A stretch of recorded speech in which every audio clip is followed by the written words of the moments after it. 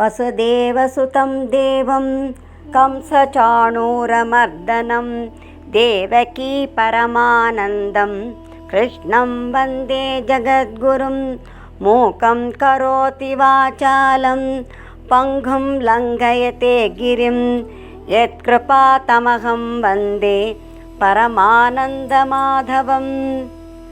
மனதையும் புலன்களையும் அடக்குவதால் ஏற்படுகின்ற நன்மையையும் அடக்காவிட்டால் ஏற்படும் தீமையையும் விளக்கிய பின்னர் போகங்களில் ஈடுபட்டுள்ள சாதாரண மனிதனுக்கும் பரமாத்மாவிடமே ஈடுபட்டுள்ள மகாபுருஷனுக்கும் உள்ள வேறுபாடுகளை 69வது ஸ்லோகத்திலே வேதத்தின் சுவைப்பயனாக விளங்கும் வேதநாயகன் விளம்புகின்றார். யா நிஷா சர்வபூதானாம் தஸ்யாம் ஜாகர்த்தி சம்யமீ யஸ்யாம் ஜாக்ரதி பூதானி சா நிஷா பஷ்யதோ முனேஹே. சர்வபூதானாம் அனைத்து உயிரினங்களுக்கும் யா எது நிஷா இரவு போன்று இருக்கிறதோ தஸ்யாம் அந்த நித்தியமான ஞான வடிவ பரமானந்தத்தை அடைவதிலே சம்யமி ஸ்திதப்பிரஜனான யோகி ஜாகர்த்தி விழித்து கொண்டிருக்கின்றான். எஸ்யாம் எந்த அழிகின்ற தன்மையுள்ள உலகியல் இன்பங்களை அடைவதில் பூதானி அனைத்து உயிரினங்களும் ஜாகிரதி விழித்திருக்கின்றனவோ பஷ்யதக பரமாத்மாவின் தத்துவத்தை உணர்கின்ற முனேகே முனிவருக்கு சா அது நிஷா இரவு போன்று ஆகின்றது. இந்த ஸ்லோகத்திலே ஸ்திதப்பிரஜனுக்கும் சாதாரண மனிதனுக்கும் உள்ள வேறுபாடுகளை ஓர் அழகான உதாரணத்தின் மூலம் அல்லித்துழாய் அலங்கல் அணிமார்பன் அருளுகிறார். இங்கு பகல் இரவு என்ற இரு பதங்கள் கூறப்படுகின்றன. அமெரிக்காவிலே பகல் பொழுது நேரம் என்றால் நமக்கு அது இரவு நேரமாக இருக்கிறது. இந்த கால வேறுபாடு இங்கு குறிப்பிடப்படவில்லை. இங்கு பகல் என்பது அறிவையும் இரவு என்பது அஞ்ஞானத்தையும் குறிக்கிறது. ஞானியின் அனுபவத்திற்கும் அஞ்ஞானியின் அனுபவத்திற்கும் பகலுக்கும் இரவுக்கும் உள்ளது போன்று மிகுந்த வேறுபாடு உண்டு. விவேகமற்ற மனிதர்கள் அஞ்ஞானத்தினாலே பரமாத்மாவின் கல்யாண குணங்கள், பிரபாவங்கள், லீலைகள், தத்துவங்கள் ஆகியவற்றையெல்லாம் அறிவதில்லை. எனவே இந்த பரமாத்மா அனுபவம் சகல சாதாரண மனிதர்களுக்கு இரவாக வர்ணிக்கப்படுகிறது. பரமாத்மாவை அறிந்து பரமாத்மாவிலேயே மனதை நிலைநிறுத்தியவனுக்கு இந்த இரவு பகல் போல பிரகாசமாக இருக்கிறது. ஸ்திதப்பிரஜன் பரமாத்ம ஸ்வரூபத்தை நேரிடையாக அனுபவித்து அதிலேயே நிலைத்து விடுகிறான். எனவே மற்ற உயிர்களுக்கு எது இரவாக இருக்கிறதோ அதில் ஞானி விழித்திருக்கிறான் என்று கூறப்பட்டது. ஜாகர்த்தி கோவா சதசத் விவேகி என்று பிரஷ்னோத்தரியிலே ஆதிசங்கரர் அருளியிருக்கிறார். ஜாகர்த்தி என்றால் விழித்திருப்பவன் யார் என்ற கேள்விக்கு சத் எது அசத் எது, அதாவது நித்தியம் எது அனித்தியம் எது என்று சதசத் விவேகி வேறு பிரித்து அறிகின்ற விவேகமுடையவன் விழித்திருப்பவன் என்று கூறப்பட்டது. சச்சிதாந்த வடிவ பிரம்மத்திலேயே எவன் லயித்திருக்கின்றானோ அவன்தான் ஜாகர்த்தி விழித்திருப்பவன் என்று கூறப்படுகின்றான். இனி ஸ்லோகத்தில் 2வது வரியிலே எஸ்யாம் ஜாகர்த்தி பூதானி என்று கூறப்பட்டது.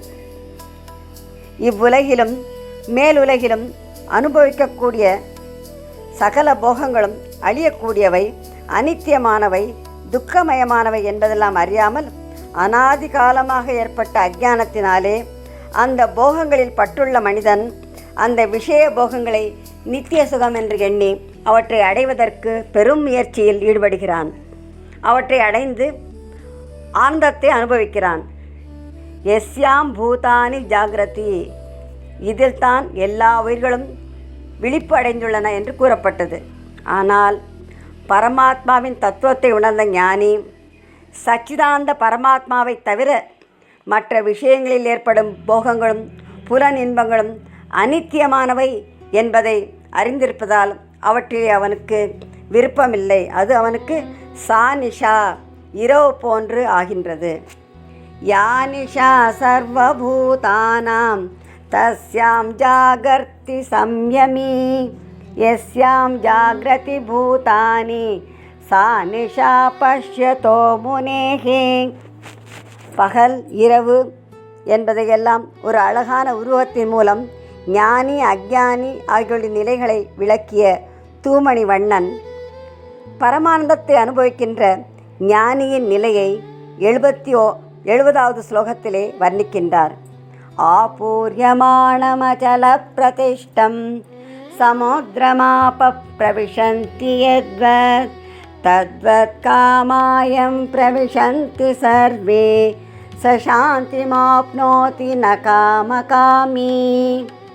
யத்வத் எவ்வாறு, ஆபூர்யமானம் எல்லா பக்கங்களிலும் நீர் நிறைந்தும், அச்சல பிரதிஷ்டம் அசைவில்லாமலும் இருக்கின்ற சமுத்திரம் கடலை, ஆபகா பல நதிகள், பிரவிஷந்தி கலந்து விடுகின்றனவோ, தத்வத் அவ்வாறே எம் சிதப்பிரக்ஞனான மனிதனை சர்வே காமாக அனைத்து போகங்களும் பிரவிஷந்தி வந்து அடைகின்றன, சக அவனே சாந்தி மேலான அமைதியை ஆப்னோதி அடைகிறான்.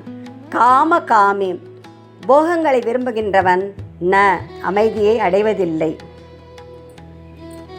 இந்த ஸ்லோகத்தில் தன்னந்தாமரை கண்ணன் சிதப்பிரக்ஞனுக்கு ஓமையாக கடலை கூறுகின்றார்.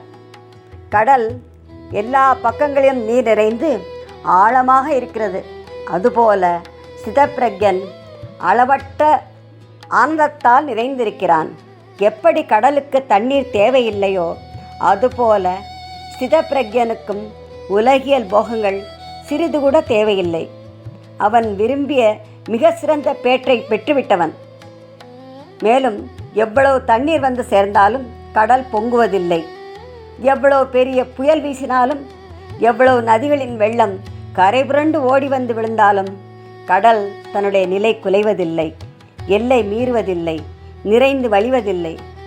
அதுபோல பரமாத்மா சொரூபத்தில் நிலை பெற்ற யோகி பெரிய பெரிய உலகிய சுகதுக்கங்கள் வந்து தாக்கினாலும் தன்னுடைய நிலை குலைவதில்லை.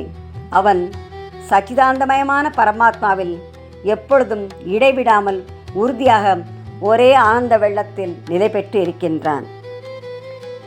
சர்வே காமாக பிரவிஷந்தி என்று கூறப்பட்டது. காமியந்தே இதி காமாக, எதை அடைய வேண்டும் என்ற ஆசை ஏற்படுகிறதோ அது காமம் என்ற பொருளில் கூறப்படுகிறது. புலன்களால் நுகரப்படுபவை எல்லாம் காமங்கள். இந்த காமங்கள் மீது சிதப்பிரக்ஞனுக்கு சிறிது கூட பற்றில்லை. நதிகள் தாமாக வந்து கடலில் கலந்தபோதும் கடலில் எந்த மாற்றமும் ஏற்படுவதில்லை. அவ்வாறே பிராரப்த வசத்தினாலே சிதப்பிரக்ஞனுக்கு பல்வேறு போகங்கள் ஏற்பட்டாலும் அதனால் அவன் தன் நிலையில் எந்த மாற்றமும் அடைவதில்லை. நிர்விகாரத்தன்மை வடிவ ஸ்வதசித்த மோட்சஸ்வரூபம் தானே என்ற திட அபரோட்ச ஞானமுடைய சிதப்பிரக்ஞனுக்கு இங்கேயே எல்லா ஆசைகளும் கர்மங்களும் நாசமடைகின்றன என்பதை பர்யாப்த காமஸ்ய கிருதாத்மனஸ்து இகைவ சர்வே பிரவிலியந்தி காமாக. சமஸ்த ஆப்த காமனாக விளங்கும் ஞானிக்கு அடைய வேண்டியது எதுவுமே இல்லை. இப்பிறப்பிலேயே எல்லா ஆசைகளும் ஒடுங்கி விடுகின்றன என்று முண்டோபனிஷத்திலே மொழியப்பட்டது. மேலும் அந்த உபனிஷத்திலேயே சம்பிராப்யனம் ரிஷயா ஞான திப்தா கிருதாத்மானோ வீதராக பிரசாந்தாக தே சர்வகதம் சர்வத பிராப்ய தீராக யுக்தாத்மான சர்வமேவா விஷந்தி என்றும் மொழியப்பட்டுள்ளது. இந்த ஆத்மாவின் சொரூபத்தை அறிந்த ஞானிகள் ஆத்ம ஞானத்திலேயே துஷ்டி அடைந்தவர்களாய், ராகத்வேஷமற்றவர்களாய், தூய அந்தகரணமுடையவர்களாய், சர்வதுக்க நிவர்த்தி பரமானந்த பிராப்த வடிவ மோட்ச சுரூபமாக நானே இருக்கேன் என்பதை அறிந்து பரமசாந்தியுடன் பரமானந்தத்திலேயே அவர்கள் லயித்திருக்கிறார்கள். ந காம காமி, போகங்களில் விருப்பமுள்ளவனின் மனம் எப்பொழுதுமே சஞ்சலத்துடன் இருக்கின்றது. மனதில் சஞ்சலம் இருந்தால் சாந்தி எப்படி உண்டாகும்? எனவே போகங்களில் விருப்பமுடையவன் மனசாந்தியை பெற முடியாது. आपूर्यमाणमचलप्रतिष्ठं समुद्रमापः प्रविशन्ति यद्वत् तद्वत् कामायं प्रविशन्ति सर्वे स शान्तिमाप्नोति न कामकामी।